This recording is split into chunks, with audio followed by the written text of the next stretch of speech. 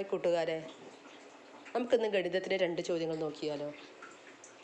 ഒരു ചതുരത്തിൻ്റെ നീളം 12 സെൻറ്റിമീറ്റർ, വീതി 8 സെൻറ്റിമീറ്റർ ആയാൽ ചതുരത്തിൻ്റെ ചുറ്റളവ് എത്ര?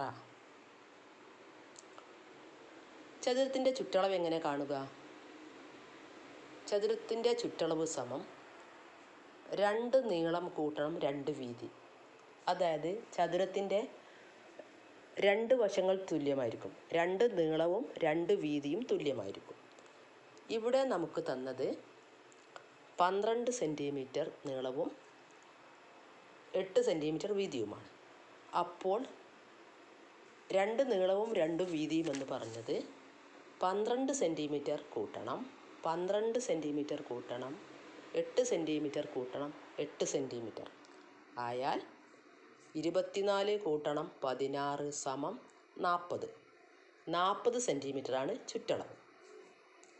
അടുത്ത ചോദ്യം, 2023 മാർച്ച് 3 ശനിയാഴ്ചയാണെങ്കിൽ 28 ഏത് ദിവസമാണ്? 28-ാം തീയതി ഏത് ദിവസമാണ്?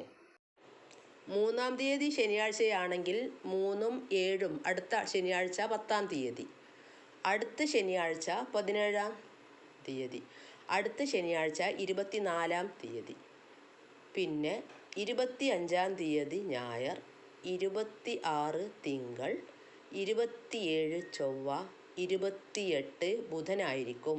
28-ാം തീയതി ബുധനാഴ്ചയായിരിക്കും. അപ്പോൾ ശനിയാഴ്ചൻ്റെ അടുത്ത ശനി കാണാൻ നമ്മൾ 7 കൂട്ടുക. അങ്ങനെ അടുത്ത ശനികളിങ്ങനെ കണ്ടുപിടിക്കാൻ പറ്റും.